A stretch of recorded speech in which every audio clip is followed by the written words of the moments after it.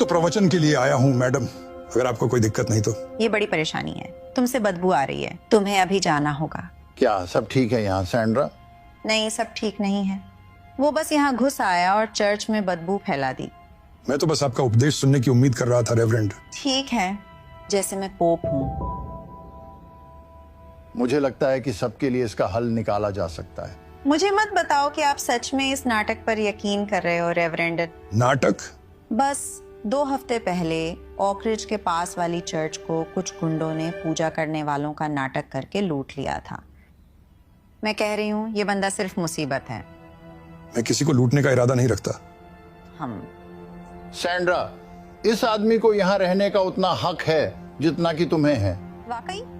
क्या उसने चर्च की छत ठीक करने के लिए हजारों डॉलर दान किए? नहीं, पर ओ हाँ, वो मैं और मेरे दोस्त थे।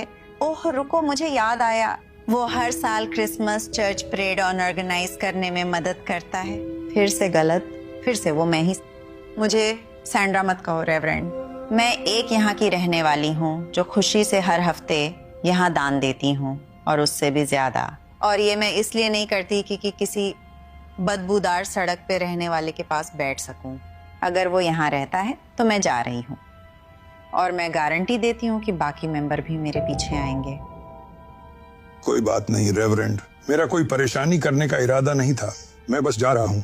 चलो जाओ। तुम्हें You लगता think है I could मैं वो उधार ले सकता borrow हूँ? this? मैं वादा करता हूँ कि मैं इसे वापस लाऊंगा। आगे बढ़ो। धन्यवाद रेवरेंड। तुम्हें पता है वो आखिर में उसे बेच देगा, है ना?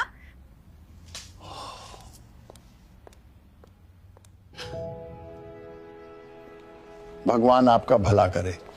आने के लिए धन्यवाद। थोड़े पैसे दे सकते हो? थोड़ा खाना दे सकते हो?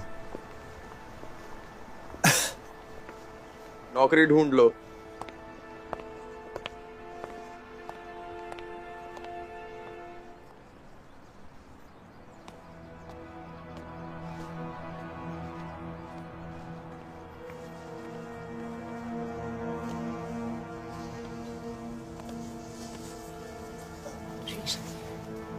कैसा रहा? क्या तुम हमारे लिए कुछ खाना लाए? दवाई का क्या?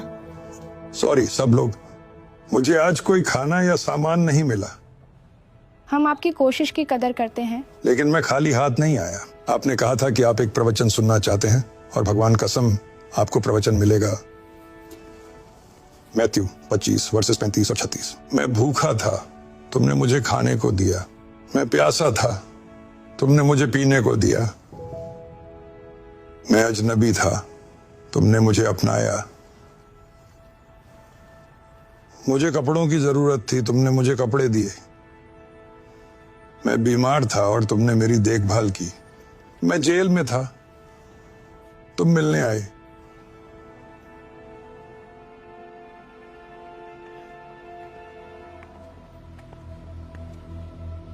अच्छा लगा देखकर कि तुम अभी भी वो यूज कर रहे हो। सॉरी इसे इतना देर तक रखने के लिए। मेरा जल्द ही वापस करने का प्लान था। रख लो। मैं आज यहाँ इसलिए नहीं आया। अरे आप यहाँ क्यों आए हो? कल चर्च में मैंने चंदा इकट्ठा किया था और आप इसका यूज कर सकते हो। तुम्हें पता नहीं है कि इसका हमारे लिए क्या मतलब है? बहुत बढ़िया। सब लोग खुद ही ले लो। तुम्हारे पास यहाँ काफी लोग हैं। वो अच्छे लोग हैं। अरे ये सब यहाँ कैसे आ गए? बहुत सारी वजह है। 3 साल पहले जिम की फैमिली का कार एक्सीडेंट में निधन हो गया था। उस हादसे में उसकी टांग खराब हो गई।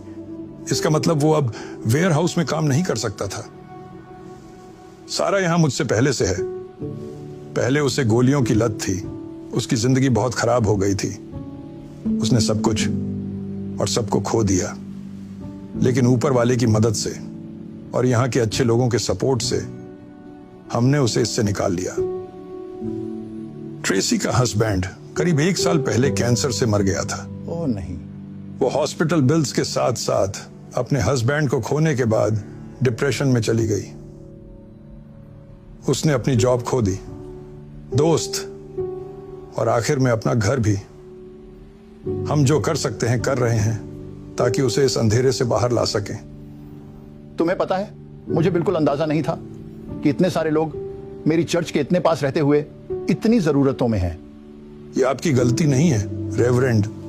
हम यहाँ इस जगह पर छुप कर रहने की कोशिश करते हैं।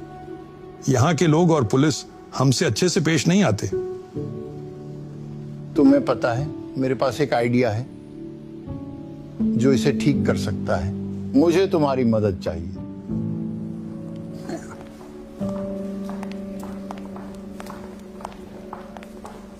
तुम यहाँ क्या कर रहे हो? मैंने पिछले हफ्ते ही समझाया था कि तुम यहाँ नहीं आ सकते।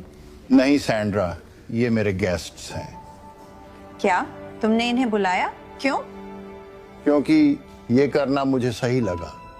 नहीं, ये सही नहीं है।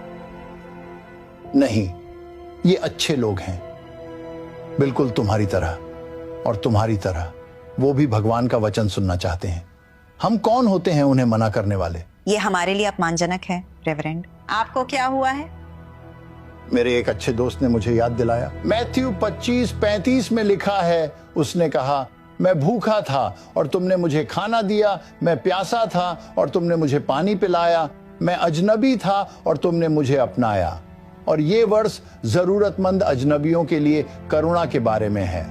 और मुझे पता है कि इस कम्युनिटी में करुणा है। पिछले हफ्ते ही मैंने आप सबसे कपड़े, खाना और मेडिकल सप्लाई डोनेट करने को कहा था, उन लोगों के लिए जो जरूरतमंद हैं। और आप सबने खुशी से दिया। तो जरा इधर उधर देखो, ये वो लोग हैं जिनकी मदद आपके दान ने की। लेकिन मैं पूछता हूं, क्या हमारी चैरिटी और गुडविल यही खत्म होनी चाहिए? हम लोगों को खाना खिलाते हैं और कपड़े दान कर सकते हैं, लेकिन अपने पैसे उनके साथ साझा नहीं कर सकते। बहुत टाइम से हमने अपने समुदाय के सदस्यों की पीड़ा को नजरअंदाज किया है। हमने उन्हें दूर कर दिया, परछाइयों में ढकेल दिया ताकि हम दिखावा कर सकें कि वो अस्तित्व में नहीं है। मैं कहता हूं, अब और नहीं।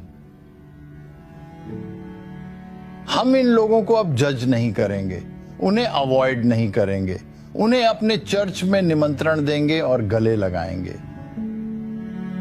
चलो, अच्छे पड़ोसी बनो और नए सदस्यों से मिलो, उनका स्वागत करो। चलो।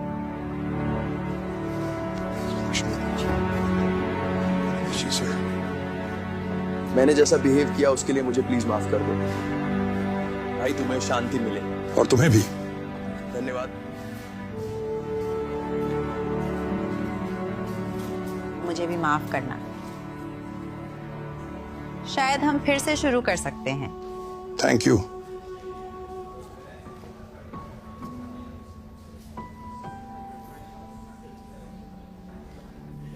धन्यवाद रेवरेंड इसके लिए।